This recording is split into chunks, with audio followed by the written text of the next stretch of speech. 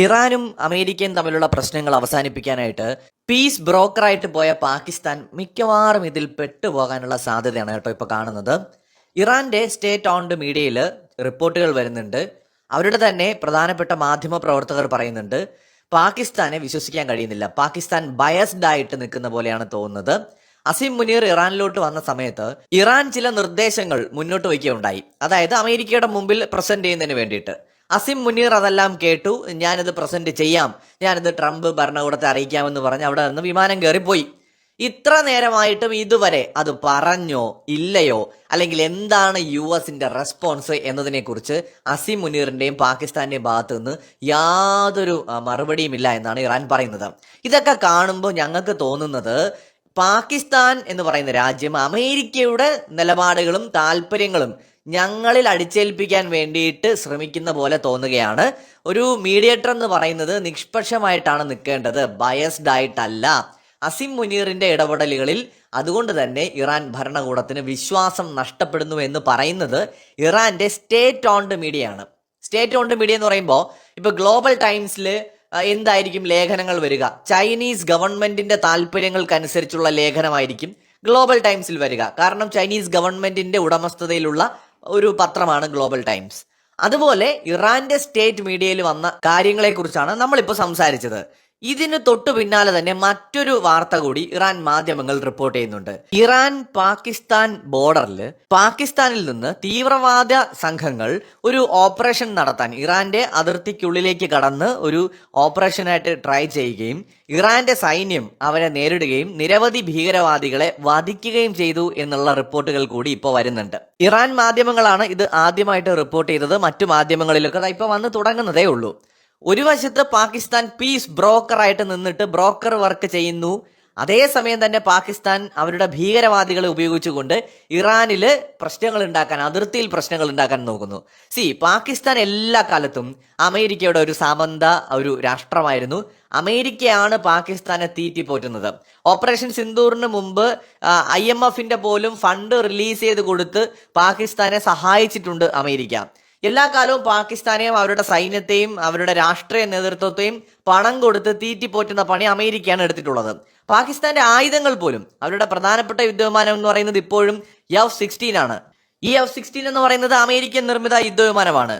അത് മാത്രമല്ല, അവർ ഉപയോഗിക്കുന്ന പ്രധാനപ്പെട്ട തോക്കുകൾ M109 എന്ന് പറയുന്ന അവരുടെ ആർട്ടിലറി, അതുപോലെ AH-1 കോബ്ര എന്ന് പറയുന്ന ഹെലികോപ്റ്റർ, UH-1 ഹെലികോപ്റ്റർ, അവരുടെ M4, M16 ഇങ്ങനെയുള്ള റൈഫിൾസ്, ഇതെല്ലാം US മെയ്ഡ് ആണ്.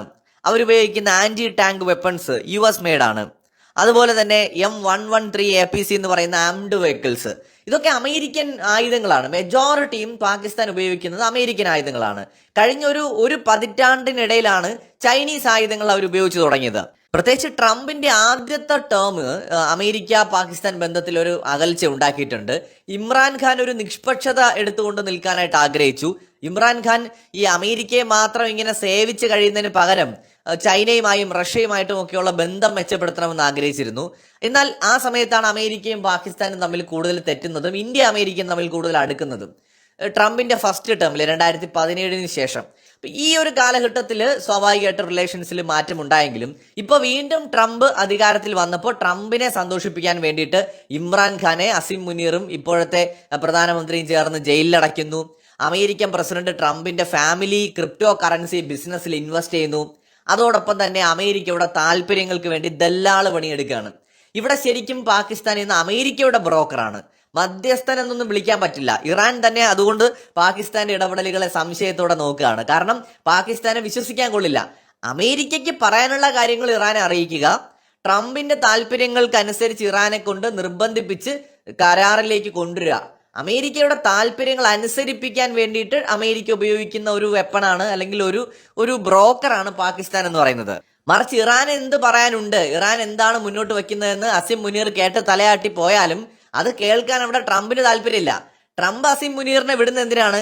അമേരിക്കയുടെ താല്പര്യം നടത്തിച്ചെടുക്കാൻ വേണ്ടിയിട്ടാണ്. ഇവിടെയാണ് ഇന്ത്യ എന്തോ അവസരം നഷ്ടപ്പെടുത്തി, ഇന്ത്യ ബ്രോക്കർ ആയില്ല, ഇന്ത്യ മധ്യസ്ഥത വഹിച്ചില്ല എന്നൊക്കെ പറഞ്ഞുകൊണ്ട് നമ്മുടെ ഇവിടെ ഉള്ള കുറെ ആളുകൾ ഉറഞ്ഞു തുള്ളിയത്.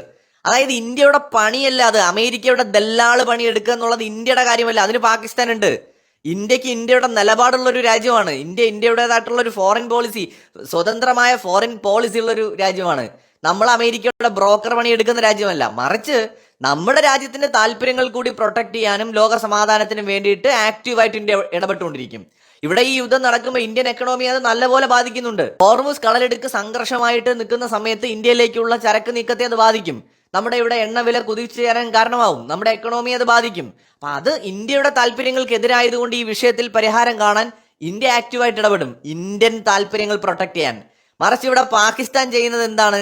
പാകിസ്ഥാന്റെ താല്പര്യങ്ങൾ പ്രൊട്ടക്ട് ചെയ്യാൻ വേണ്ടിയിട്ടാണോ ഈ ദല്ലാള പണി എടുക്കുന്നത്? അല്ല, മറിച്ച് അമേരിക്കയുടെ താല്പര്യങ്ങൾ സംരക്ഷിക്കാൻ വേണ്ടിയിട്ടാണ് അസിം മുനീർ വിമാനം പിടിച്ച് അങ്ങോട്ട് പോകുന്നതും ഇറാനുമായിട്ട് സംസാരിക്കുന്നതും ഒക്കെ. അമേരിക്കയ്ക്ക് വേണ്ടിയിട്ട് ഇനി വേണമെങ്കിൽ ഇറാൻ പാകിസ്ഥാൻ ബോർഡറിൽ ഒരു സംഘർഷം പോലും ഉണ്ടാകാം. അതിന്റെ തുടക്കമാണ് നമ്മൾ ഇന്ന് കേട്ടത്. അതായത് ഭീകരവാദികളെ ഉപയോഗിച്ചുകൊണ്ട് ഇറാന്റെ അതിർത്തിയിലേക്ക് ഒരു നീക്കം പാകിസ്ഥാൻ നടത്തിയിരിക്കുകയാണ്. അമേരിക്ക പറഞ്ഞാൽ എന്തിനും തയ്യാറാണ് അസിം മുനീറും പാകിസ്ഥാൻ ഭരണകൂടും. അതിപ്പോ ട്രംപിന്റെ വസ്ത്രങ്ങൾ കഴുകിയിടാൻ പറഞ്ഞാൽ അതിന് വരെ തയ്യാറാണ്. ഞാൻ അതിലും കൂടുതൽ കടുത്ത വാക്കുകൾ അതിനകത്ത് ഉപയോഗിക്കുന്നില്ല. നമ്മുടെ ഒരു മര്യാദ ഉണ്ട്. മറ്റൊരു വീഡിയോയുമായി വീണ്ടും കാണാം.